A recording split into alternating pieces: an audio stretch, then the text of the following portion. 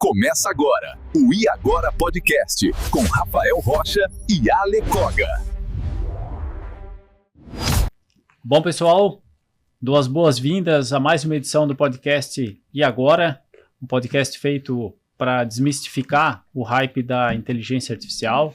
Nosso propósito, meu e da Ale, é trazer informações, trazer cases, compartilhar aqui com a presença de empreendedores, profissionais e negócios, né, exemplos de negócios que estão, de fato, utilizando inteligência artificial no seu dia a dia, estão ganhando produtividade, estão trabalhando com segurança, com responsabilidade no uso da inteligência artificial. Esse podcast é um oferecimento, patrocínio, né? A gente conta com o apoio da Satic Negócios, a referência em pesquisa aplicada na região sul de Santa Catarina, recentemente foi premiada pela FAPESC como a melhor instituição de pesquisa e desenvolvimento do estado de Santa Catarina. Então são nossos parceiros aí, estão nos acompanhando, nos apoiando na edição desse podcast. E recentemente eles lançaram o Hub de IA, um ambiente para promover a utilização, mas também a educação, o treinamento de profissionais das empresas da região sul de Santa Catarina na utilização segura, responsável e eficiente da inteligência artificial. Isso é novidade para mim. Lançamento foi lançado. Não, lançamento agora em janeiro, né? O Hub, na verdade, foi lançado em dezembro. E agora em janeiro eles tornaram isso oficial, tá uma campanha, teve um press release aí agora no início do ano. Então, mais uma conexão. Com certeza. Para a região sul de Santa Catarina, mas também para empresas, né, do estado inteiro, principalmente, em função da restrição logística aí, mais uma referência aí a Satic Negócios, mais uma vez, saindo na frente e se consolidando como essa referência em pesquisa, desenvolvimento e inovação em Santa Catarina. Muito legal. Ale, quem veio hoje? Hoje me interessa muito, né? Tá aqui nos bastidores, já falei que eu vou aproveitar para entrevistar e já garantir meu peixe aqui com ele, né? Recebemos o Gustavo Storck do Marketing.chat, é uma ferramenta que une o melhor dos dois mundos, né? Inteligência artificial e todas o operacional do marketing, que para mim é a parte mais chata, que deixa tudo o marketing muito mais burocrático, né?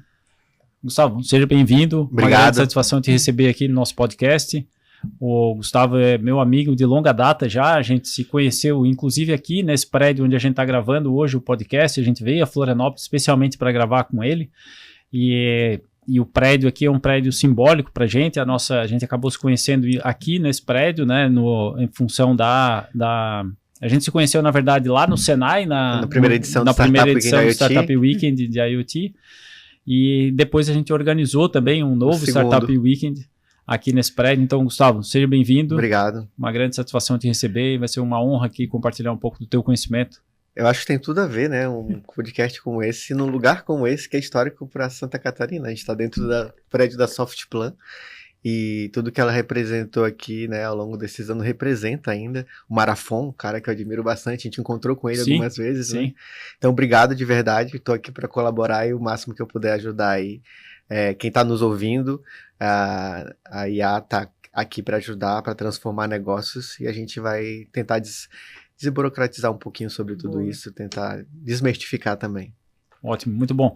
Então fala um pouquinho para a gente, vamos começar falando um pouquinho sobre esse hype da IA. A gente tem visto, né, várias notícias. O final do ano passado ele poderia ser resumido como, de um lado, um grupo defendendo que a IA é uma bolha e do outro, grandes lançamentos, grandes movimentos, né? A Meta comprando humanos, os lançamentos do Google, pulverizando o Gemini dentro da sua plataforma de aplicações, né? Seja desde a busca até as aplicações de Office, etc. e tal. Então, queria ouvir um pouquinho, né, esse hype. Na verdade, é hype ou a gente está, de fato, construindo e estamos tendo aí uma oportunidade, né? Vivendo um momento único mesmo. Eu acho que a gente pode dividir o que é o hype e o que é verdade, né? Você, como um bom conhecedor de bolsa, de valores, de negócios, sabe que os negócios, na maioria dos casos, valuations são baseados em expectativa, né? Tem alguns gráficos que mostram a realidade do que valeria baseado no múltiplo e o que vale baseado na emoção, né? No que as pessoas acreditam que vai valer.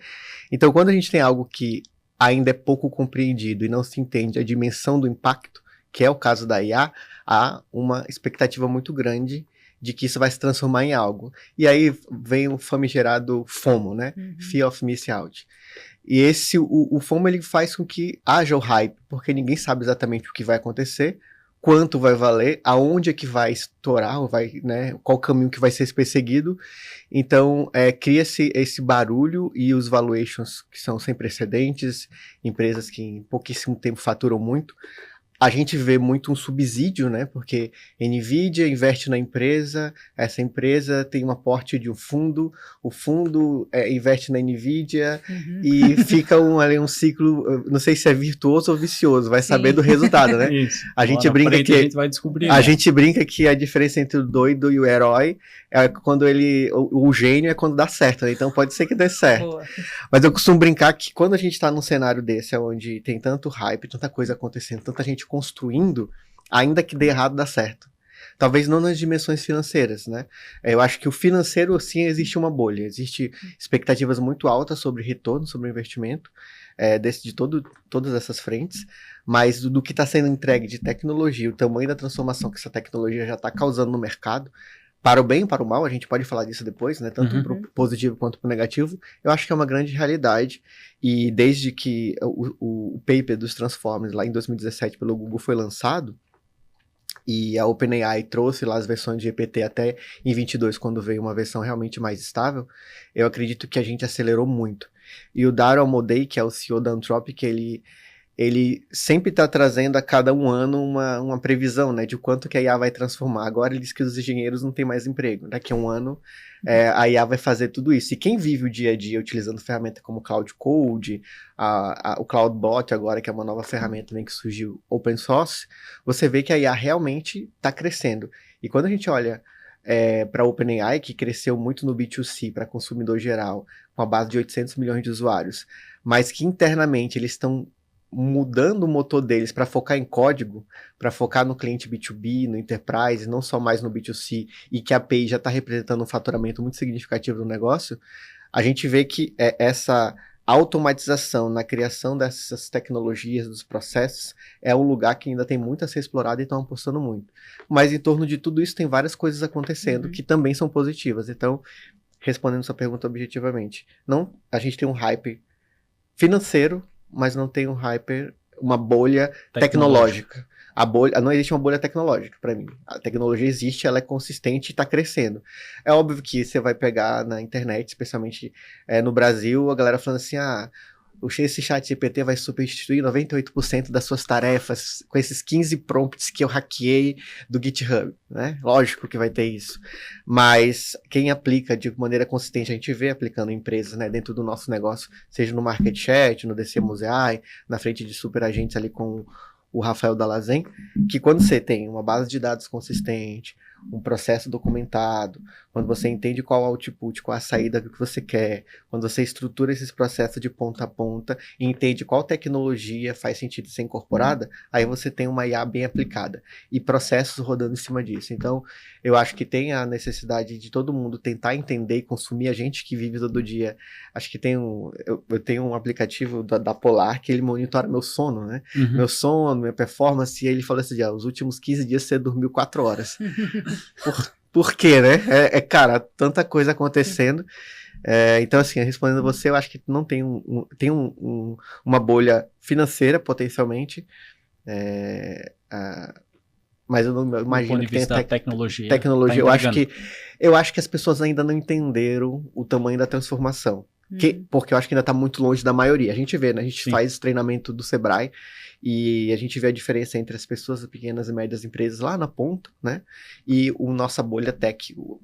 A diferença da aplicação, num lado, as pessoas ainda têm o desafio de entender algumas palavras simples, como o que é um prompt, né? Um pedido que a gente faz via linguagem natural para IA. E o que é um agente, que é algo que está lá na frente, né? A pessoa acabou de aprender o que é automação na RD Station e já estão falando de agente conectado via N8N, cara. Isso é um universo... Um dialeto próprio também, né? Um universo completamente distante, é engraçado, né? Que parece contraditório, porque quando a gente estava até falando sobre essa coisa da informação demais, parece que a gente está cercado por isso, que na verdade não tem bolha, que ela já tomou tudo, que já está todo mundo usando, e se eu não usar eu vou perder. Então, eu acho desliga o celular e caminha na rua. Desliga o celular e isso. caminha. Eu acho que assim, a gente fala de. Como é que fala? A lei da propagação da inovação, né? Do dado inovação lá do. Esqueci o nome agora, me fugiu a memória. Mas ele fala muito que o meio para a inovação propagar, quanto que ela penetra no mercado e as tecnologias para fazer que ela se propague. Eu acho que hoje, eu até brincava com o Uber, não nessa viagem anterior, que o ChatGPT já tem essa penetração. Ok, para a maioria das pessoas é que nem eu tenho uma parte da minha família que eles chamam o Facebook de internet. Ah, legal. Eu tô aqui na internet, entendeu? A gente estamos na internet, é o Facebook. Eu acho que as pessoas que não têm acesso a esse conhecimento, essa tecnologia, chamam o WhatsApp da IA. Eu tô aqui na IA já. Só que a gente entende, até analisando os próprios dados do Market Chat, né, que já é para um público mais qualificado, mas ainda assim com pouca profundidade, é que as pessoas fazem coisas muito básicas ainda. Elas não têm dimensão do que dá para fazer. Sim, então, elas ficam na superficialidade. Então, eu acho que a IA, para a maioria das pessoas, é o ChatGPT, que tem uma penetração muito grande, 800 milhões de usuários não é trivial. Sim. Mas o que a gente está falando de agentes, a versão lá na frente, automações, adaptação... E a física, tudo e isso a aí física, ainda está muito longe. Eu sempre comento, né, o objetivo da escola de prompt foi criada exatamente para aproximar essa linguagem, essa evolução tecnológica do público em geral. Né? Os nossos eventos lá, a gente participou ao longo do ano passado, vamos fazer agora de novo, né, a V2, de um treinamento patrocinado pelo Sebrae para pequenas e médias empresas, empreendedores aqui em Santa Catarina. Eu costumo dizer que é o maior programa de treinamento de inteligência artificial para pequenas e médias empresas do Brasil. Isso. E a gente vai, conversa, né, procura transmitir, traduzir um pouco desse conhecimento, desse avanço tecnológico para o dia a dia de empreendedores. E a gente conhece, né? Tem a Leia, que faz um blog de culinária, tem o time lá do salão de beleza lá de Chapecó, que faz o Sunset Blonde, né? O famoso Sunset Blonde. Então, tipo assim, é esse público que a gente está procurando atingir, procurando traduzir para eles, para ajudá-los também a se manter relevante no mercado. Porque até, acho que vale uma pergunta para os dois aqui. Eu vejo que são dois públicos, né? Vocês têm que ajudar o empreendedor a implementar a tecnologia no negócio e ainda tem que ajudar o colaborador dele a utilizar e não ser resistente à tecnologia também, para que isso tenha uma adesão maior, né? Eu tava, antes de entrar aqui, né, numa conversa aqui com uma indústria, uma indústria que vende para a área médica. E eles estão contratando, né, a plataforma, a versão do plano Teams ali. E essa movimentação aconteceu por quê? Porque a executiva de marketing faz parte do nosso ecossistema, na nossa frente de educação para líderes de marketing. Há tempos vem acompanhando tudo que a gente fala. Fiz uma conversa com ela comprou a ideia, viu que era que transformador, passou semanas vendendo para o CEO e para a empresa internamente, para agora conseguir entrar. Então, se você não tem um champion ali, um sponsor, alguém dentro que está vivendo um pouco disso... E numa posição estratégica também, né? Porque é a diretora de marketing, tá lá, então, influente. E eu vou mais longe, né? Eu tive uma conversa com um executivo de uma grande empresa, assim. Ele falou, Gustavo, eu tento todos os dias fazer com que o meu board, meus líderes, todo mundo entenda o que é IA, que a gente está atrasado, que a gente não está conseguindo fazer, que o mercado espera da gente, pelo tamanho de empresa que a gente está indo, a gente não está posicionado, mas eu não consigo. O próprio conselho lá, o grupo não se entende, né?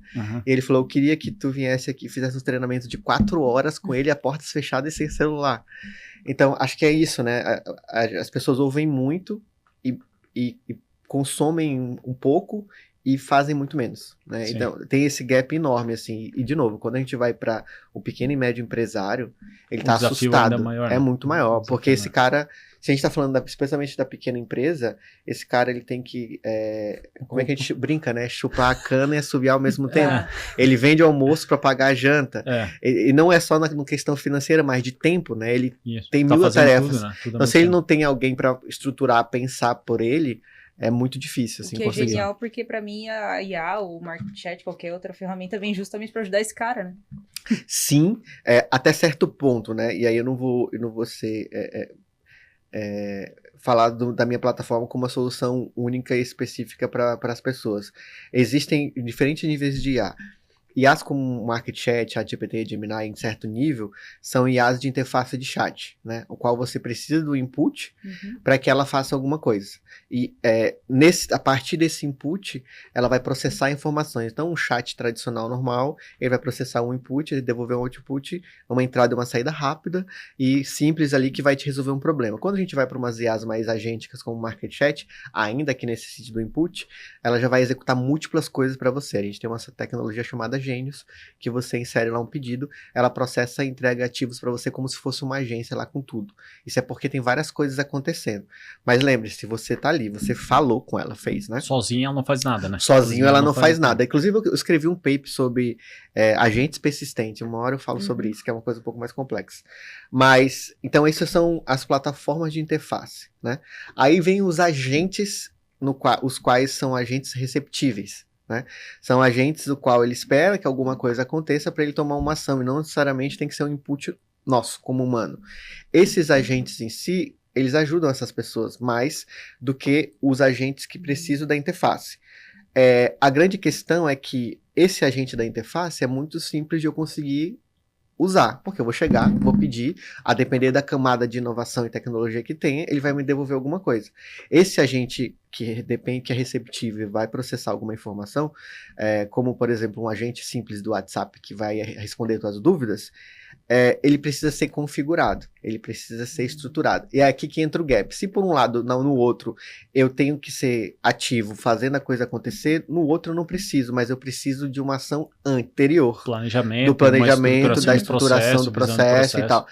E aí, esse meu amigo, a gente falando exclusivamente da pequena empresa, ele tem dificuldade nos dois. Porque ele não tem o processo bem definido. Não tem o processo, não tem as pessoas, não tem documentação para suportar. Não tem nada a ver com IA, né? Tem a ver com o negócio. Tem a ver com a organização, com a limitação do negócio. Então, eu fui durante um bom tempo executivo de uma empresa chamada Bling, a gente atendia, eles atendem, né? Foi vendido para Local Web, a gente foi vendido pouco mais de 500 milhões para o grupo Local Web, eu era o líder de marketing growth na época. E o objetivo da empresa era vender um RP para os pequenos empreendedores para vender no e-commerce, certo? Beleza, entrar no RP, entender como configurar uma nota ou fazer uma integração é algo que dá ok. Só que o que vem antes? Entender toda a lógica do e-commerce, entender toda a lógica fiscal e tributária, entender toda a lógica de distribuição. Não é um problema de tecnologia, é um problema de negócio, entendeu? É um problema de mercado. Então, quando a gente fala da IA, ela já faz muita coisa hoje, só que os meios de você chegar até ela para gerar valor real, não cuspir um texto ou uma imagem bonitinha de um cartoon, é um pouco mais complicado. E aí, eu acho que as pessoas chegam nessa ansiedade achando que vão ter respostas, mas se eu não tenho uma IA mais agêntica, exemplo como o Market Chat, que já faz muita coisa por você, ou eu não tenho uma estrutura e um processo, e pessoas que vão documentar e fazer algo bem estruturado, é frustração. E ainda que eu faça de qualquer jeito sobre uma promessa de uma entrega muito alta, é frustração também porque o valor não é entregue, o valor real para o negócio, entendeu? Isso. E aí isso contribui, né, para esses primeiros estudos e que 70%, 80% dos projetos com IA não dão resultado. Mas não dão resultado não é porque a tecnologia não está pronta, não é porque a tecnologia não permite, né?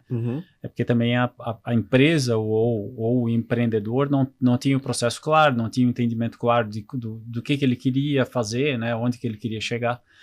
E a gente comentava também mais cedo, né, Ale, sobre e aí eu acredito muito que o Service Design, ele pode contribuir muito para o processo de implantação de agentes de IA, porque o Service Design tem uma ferramenta chamada Blueprint, Service Blueprint, que ele te permite entender um negócio em 4 camadas. Legal. A camada da interface com o cliente, que é aquela visível da prestação de serviço, e aí o serviço pode ser o software mesmo, né, a interface. Tu tem a segunda camada, que é a camada de front office, vamos chamar assim, né, front desk, quem são os atores que estão por trás daquelas interfaces com o cliente. Depois tu tem o back-office e por último tu tem os sistemas. Então, tipo, a IA ela vai ser alocada, também não vai conseguir sair do nada para 100%, porque tem várias interfaces, muitas delas, né, para fazer essa engrenagem funcionar, que são 100% manual, né? Alguém pega alguma coisa daqui e empurra para lá. Mas com essa visão mais estruturada do processo, daí tu consegue saber exatamente, não, eu vou começar um projeto pequeno, um primeiro projeto, um primeiro objetivo, vou encaixar um agente de IA nesta etapa do processo. Então isso ajuda também a começar e não querer, tipo, mágica, né? Eu quero... então já que a IA faz o trabalho de 10 humanos, eu quero montar uma força de vendas. E apertar só um botão para isso acontecer. E tu tem leads, né? Tu tem base de leads para esses 10. Não tenho. A IA não vai gerar para mim, ela não vai buscar tudo. Não vai fazer mágica, né, cara? Então... Em engenharia a gente tem talvez eu venha errar o termo específico em si, que é brownfield e greenfield, né? Que é a diferença desses dois caras? Quando eu vou implementar qualquer nova tecnologia, e é uma nova tecnologia dentro de um projeto totalmente novo. O ganho é muito maior, né? Tanto para o consumo de token, de quantidade de processamento de IA e tudo mais. Quando é brownfield, ou seja, quando eu estou fazendo um projeto que ele já tem legado, já tem muita coisa para trás, gerar valor normalmente aqui é mais difícil e mais caro. Porque eu tenho que todo um contexto, né? Em IA a gente fala muito, uma das coisas mais relevantes é o que a gente chama de contexto. Eu tenho todo o contexto para trás. Então, o sucesso em projetos diferente desses dois níveis, né? Projetos novos e projetos que vão ser novos, mas em cima de uma camada legada, essa segunda é muito mais difícil de ter. Demora mais, é mais complexo, que vai nessa parte de self-design que você trouxe. Sim. Enquanto do outro lado, quando eu quero fazer ganhos marginais, é muito mais fácil, mais rápido. E até por isso, eu recomendo, né, quem está ouvindo, a gente começa pequeno, começa com coisas mais simples, se você está vendendo isso dentro da empresa, ou se você está querendo ter um lastro dentro para ganhar força para fazer mais coisas, tenta resolver problemas pequenos com soluções simples, Sim. que já tem um ganho interessante. E aí você vai crescendo, ampliando até o ponto que você vai ter boa parte das coisas aplicadas. Agora, o que você fala sobre a IA vai substituir, né? Tem uma propaganda que eu vi certa vez que o cara começa conversando numa sala vazia, aqui tava cheio de SDRs e tal, e agora todos foram demitidos por causa da minha IA. Toda vez que alguém te falar isso é porque tá te vendendo algo. Entendeu? Toda vez que alguém falar nesse nível de substituição do humano, tá te vendendo algo, porque a IA não tá nesse patamar, especialmente quando você tá falando de comercial. É óbvio que dá para fazer algumas coisas, mas não tá nesse patamar. E o outro ponto, quando a gente está na corrida do ouro, como é a corrida da IA, a gente vai para uma linha que é muito similar ao que aconteceu nos anos 2007, 2008, até pouco tempo atrás, que é a corrida dos milionários digitais, né? No qual todo mundo vai fazer um faturamento de 6 em 7, e é isso. E aí o que acontece hoje é que o MicroSaaS é um exemplo disso, né? Então 30 mil pessoas tentaram, 3 conseguiram, o case virou e falou assim, agora todo mundo vai virar empreendedor digital, milionário, empresa de 1 bilhão e etc. É óbvio que a gente vai falar todos os cases deram certo, né?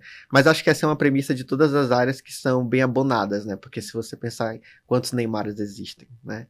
Quantos milionários do Vale do Silício existem? Então acho que é um termo comum. O que extrapola é que o que me fere, de certa forma, o meu posicionamento em si e me deixa, de certa forma, chateado, é quando você vai atingir o cara que tem pouco poder aquisitivo.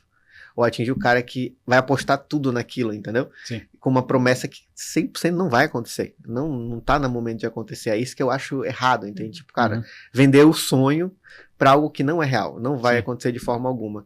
Então, eu acho que os projetos têm a dar certo com um bom trabalho, desde que também haja uma gestão de expectativa bem clara e um alinhamento sobre saída, sabe? Qual é o resultado disso?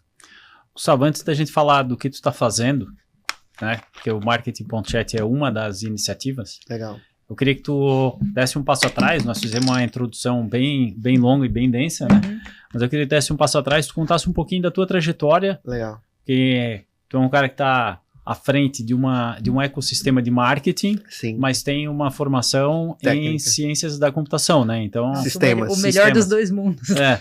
Então, conta um pouquinho assim da tua trajetória e o que tu está fazendo hoje, né? Quais são essas iniciativas? Onde é que tu está aplicando a IA? Como é que a IA entrou na tua vida e como é que tu está aplicando isso hoje? Legal, eu acho que eu vou resumir da faculdade para cá para ficar mais fácil. Até porque então, um jovem há bem menos tempo Pois do que é. eu. Né? Mas eu sou um jovem também já há um tempo, né? Um jovem há mais tempo. Então, assim, quando eu estava um pouco antes de entrar na faculdade, eu não sabia o que eu queria da vida.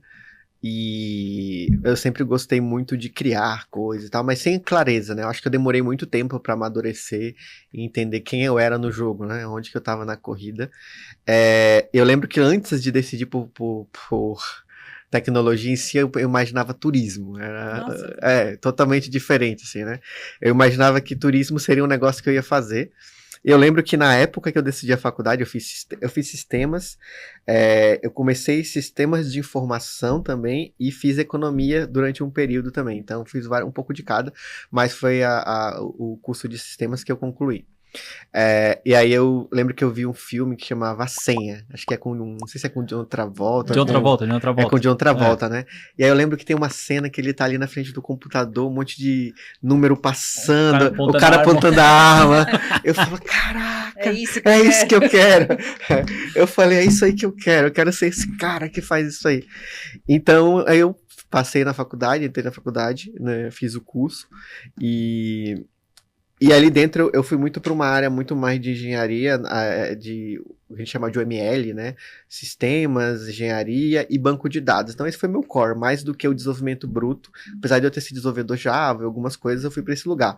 Só que logo na sequência eu já comecei a assumir cargos de gestão, e aí resumindo bem a história, já pulando para 2016 para 2017, aqui em Floripa mesmo, eu assumi uma empresa chamada Compass, como uma pessoa de growth e marketing. Como eu tinha esse background mais técnico, o growth era meu playground, porque eu entendia muito de dados, produto, tinha essa visão.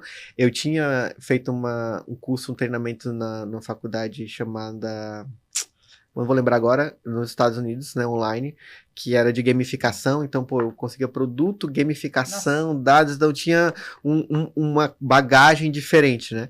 Então, na Compass, a gente aplicou muito isso, a empresa cresceu e tal. Posteriormente, né, após a minha saída, ela foi vendida para Omi, RP. E ali, durante esse período, eu tinha um desafio, que era como posicionar uma empresa de Customer Onboard, que era o SaaS, com um brand forte dentro desse mercado. Ninguém falava de Customer Onboard, nem de Customer Success, estava começando ainda, né? E eu falei, cara, como é que eu resolvo esse problema? Então eu tive a ideia de convidar alguns executivos aqui de Floripa para tomar um café, comer uma pizza. Foi uma pizza, um salgado. Eu convidei 18, eu acho, 7 apareceram. E a gente sentou numa mesa assim, que era inclusive a antiga sede da RD Station, lá dentro do Parque Tecnológico Alpha. E ali nasceu o DCMOs. Começou nessas reuniões, a gente ia em reunião.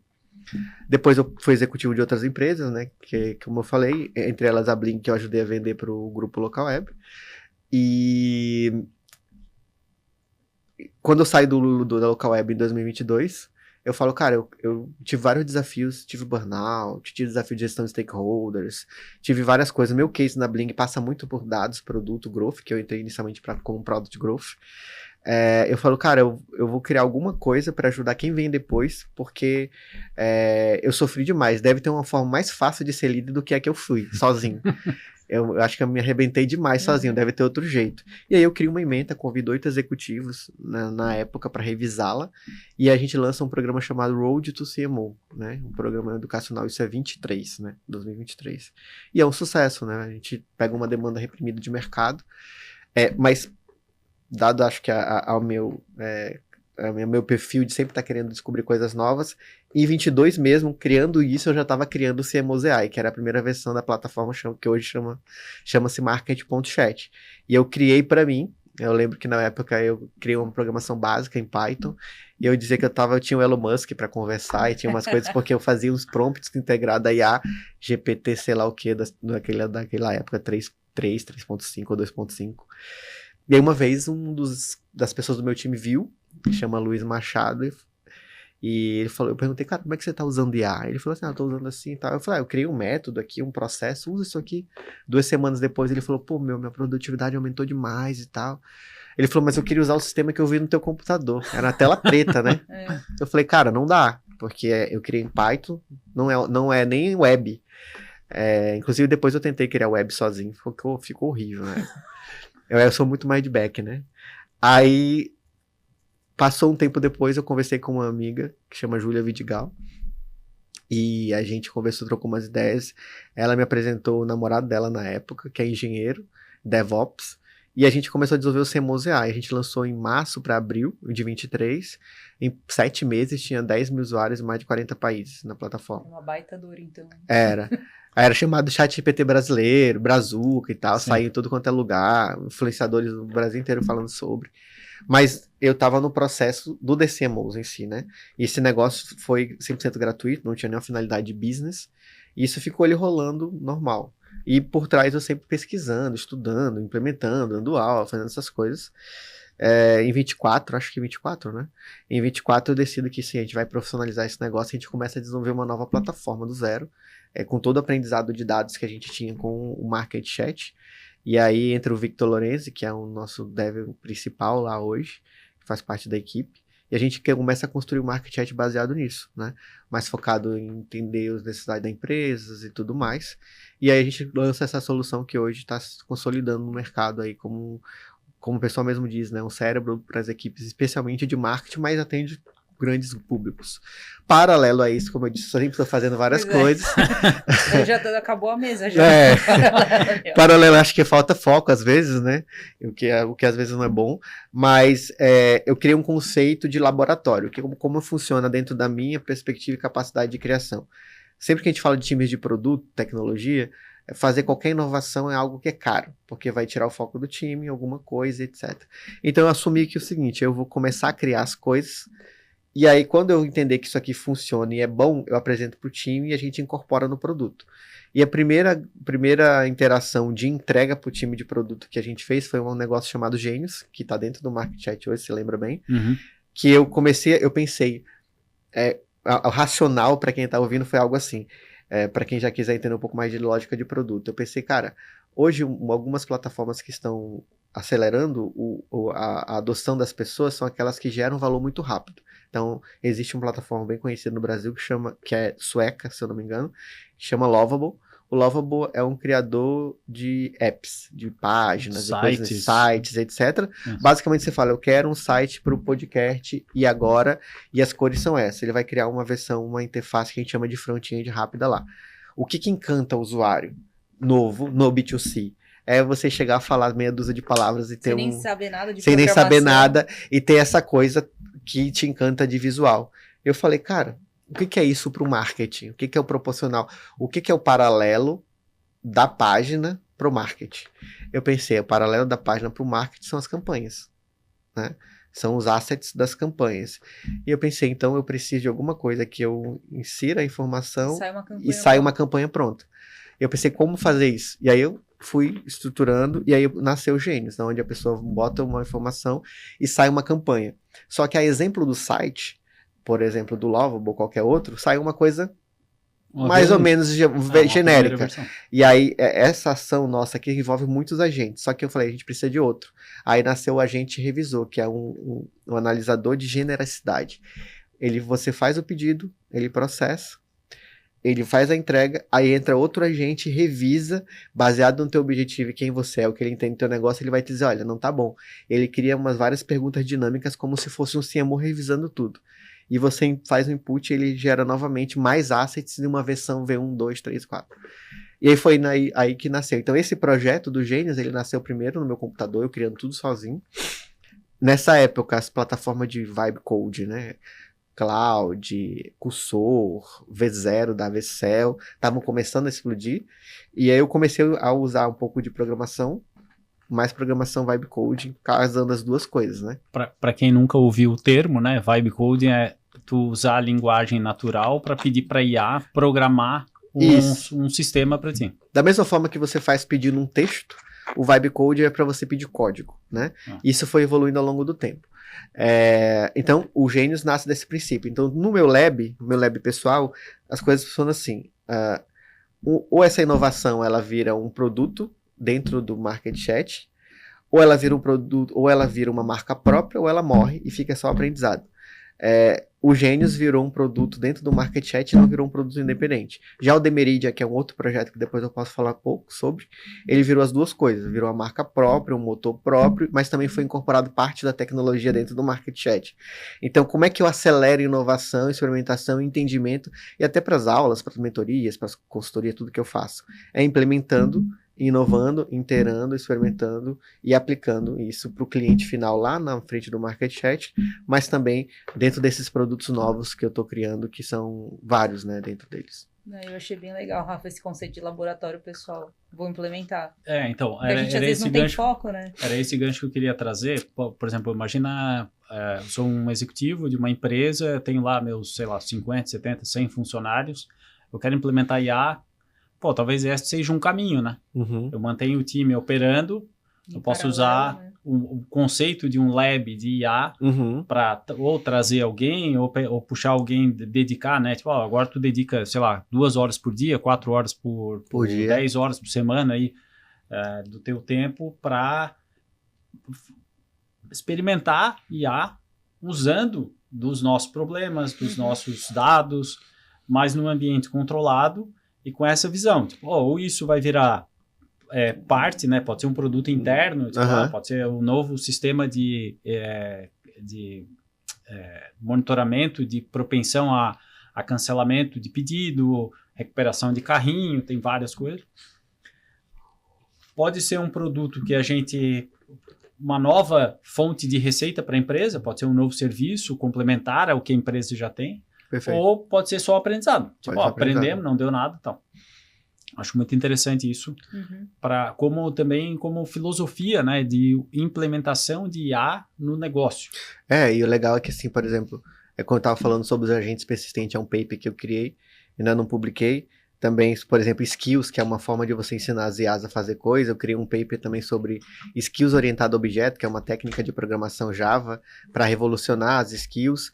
Só que quando eu mergulho tecnicamente fundo em papers, em estudos, tanto para publicar, quanto para escrever, quanto para fazer qualquer coisa, a visão que eu tenho de tecnologia, combinando o universo que eu entendo de dados e comportamento dos usuários na plataforma 1 ou nas outras que eu vou liberando, o tamanho de passos de avanço de mercado que você dá, mesmo antes de colocar isso no público geral, é muito grande, entendeu? Então, tipo, o que eu consigo e o que eu já enxergo de solução para as plataformas que a gente tem, me dá um diferencial tecnológico e de mercado muito grande, né? Então, eu me coloco em risco, eu me coloco em teste, aprovo o tempo inteiro, tanto criando quanto experimentando, e isso me dá uma visão de produto diferente, né? E eu acho que eu não sou especial por fazer isso, né? As empresas fazem isso dessa forma. Eu só acho que organizei para mim de uma maneira diferente. E a exemplo disso, existe uma plataforma chamada Cloud Code, que nasce dentro da Cloud, que é o Cloud Chat, que é da uma empresa chamada Anthropic, que vem de ex-fundadores da OpenAI. O Dara Amodei é esse cara. E a irmã dele também era da OpenAI. E o Cloud Code, se eu não me engano, ele saiu de 0 para 1 bilhão de faturamento. Era um projeto paralelo. Em 6 meses, dentro da Anthropic, né? Eu posso estar errado em alguma questão do número aqui, mas é mais ou menos isso. Então, eu acho que esse conceito, se você tem a capacidade de minimamente colocar as pessoas para fazer isso, né, para tentar, eu acho que é interessante.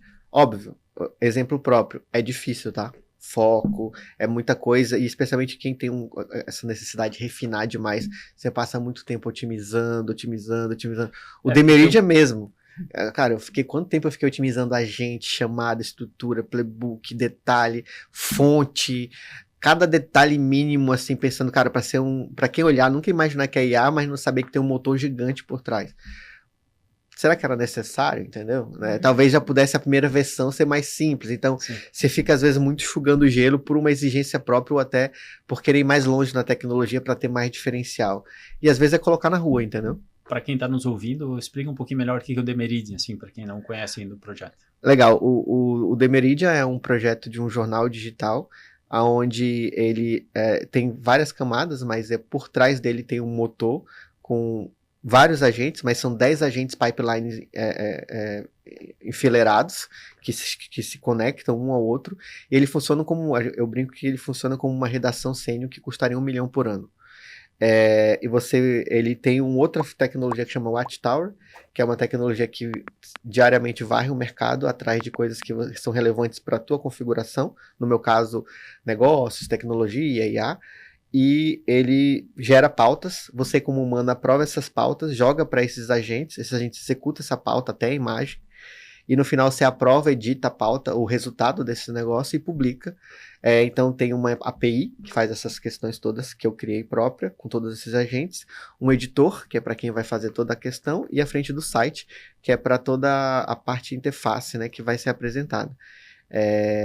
Então o Demeride é um jornal, não vou dizer que é o primeiro, mas que de ponta a ponta faz tudo com inteligência artificial, com um humano na interface ali, em 2 pontos específicos, e tem uma escala absurda, infinita quase que eu diria, de conteúdo.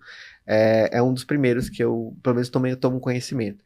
E nasceu muito de uma necessidade minha, eu quero falar mais, eu quero publicar, eu quero fazer coisas nesse sentido, eu quero ter mais influência em negócios e quero falar de temas que normalmente eu não falo, como eu falei, eu cursei economia também. Eu gosto muito de negócios, gosto de tendências e tal, e o meu LinkedIn já é uma confusão, porque eu já falo de muitas coisas. Eu falei, cara, eu quero falar de outras coisas de outro jeito. Então, dentro da plataforma, você também consegue fazer a redação manual, né? Quase que 100%, só que com pesquisa. Minha base é sempre ter pesquisa para tudo. Então o Demeride é essa grande plataforma, chama demerideled.com, faz um mês que está no ar e faz acho que uns 3, 4 dias que eu falei sobre pro mundo, né? O pessoal ficou sabendo faz pouco tempo que eu publiquei, que eu tô fazendo, ninguém sabe. Eu tenho um monte de projeto que tá rodando, ninguém sabe que sou eu que é o dono por trás, só quando... Você dorme? Então, segundo... Pois 4 horas em 15 dias. Segundo o meu relógio, eu não durmo, eu preciso dormir mais. Mas... Imagina se dormisse, eu sair. Bom, Gustavo, acho que assim, uma mensagem, né, final aqui, a gente está encaminhando para o encerramento aqui do nosso episódio. Infelizmente o tempo é curto, né, a gente poderia talvez gravar uma semana, mas aí ia concorrer com os teus projetos, então a gente também tem que equilibrar as duas coisas. Deixa um gostinho, né, para a galera ir atrás também. Eu queria deixar a sua mensagem, assim, tipo, para os ouvintes, né, a gente fala muito para esse público de executivos, de profissionais, empreendedores também, um pouco desse sentimento, assim, tipo, cara, o que tu tá vivendo, né, tu comentou um pouco bastante a tua trajetória e tal, mas o que tu tá olhando para frente também, tipo assim, e como que essas pessoas que eventualmente estão vendo tudo isso meio de lado, assim, né, vendo essa transformação passando, como que eles podem também mergulhar e em função do caminho que a gente tá seguindo para frente, assim. Eu acredito que a primeira coisa é ser bastante curioso, né? Acho que uma vez que existe um conceito chamado cross connection, né? Que é a sua capacidade de conectar diferentes pontos. Eu acredito na minha trajetória que me ajuda. Primeiro, não fazia sentido, depois fez muito sentido. O Steve Jobs fala sobre isso, né? Connect the dots, né?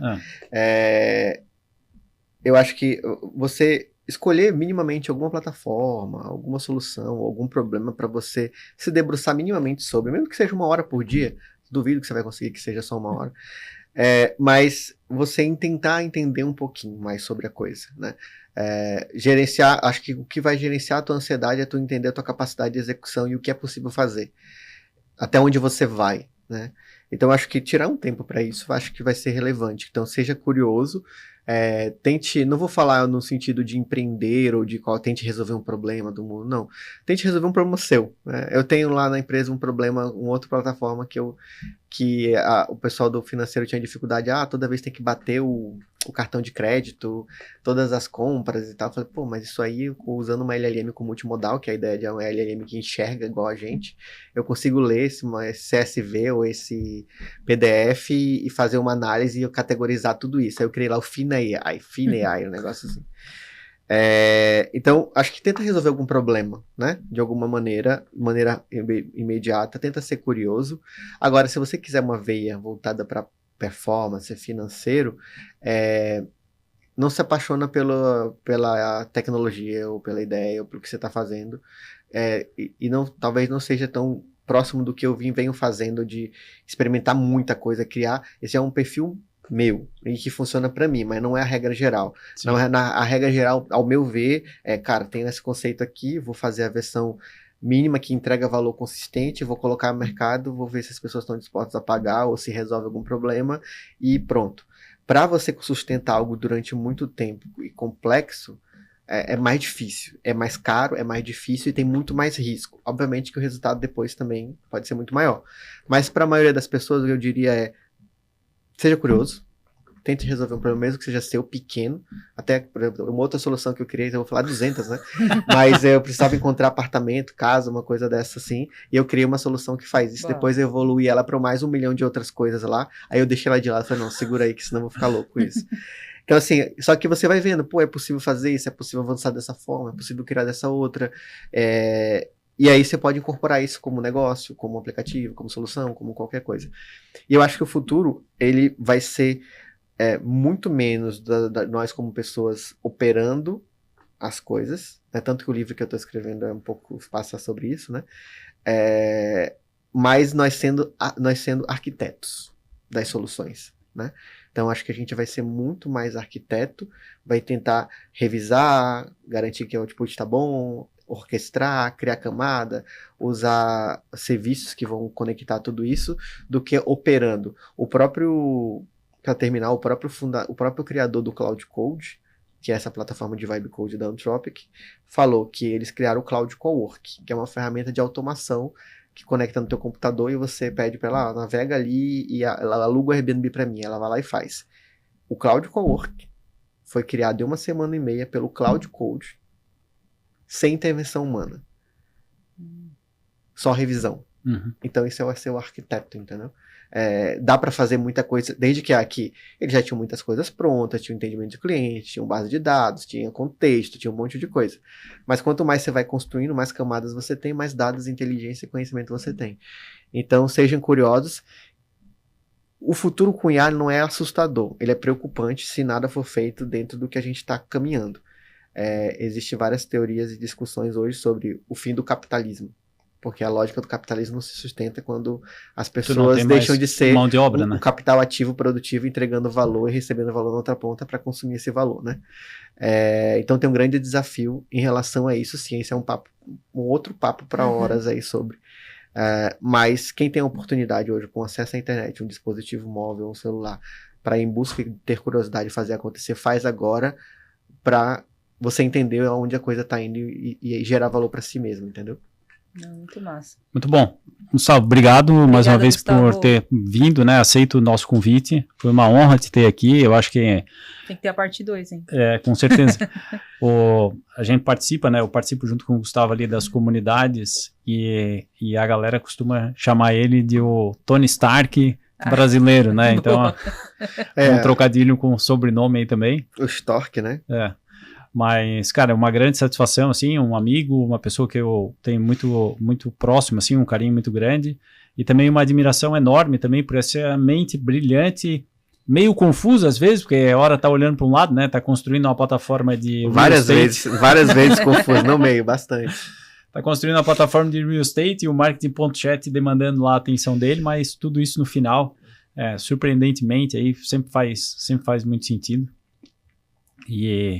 E para a gente te ter aqui também é uma grande satisfação. Obrigado pela honra aí de ter apoiado aí o projeto do podcast E Agora.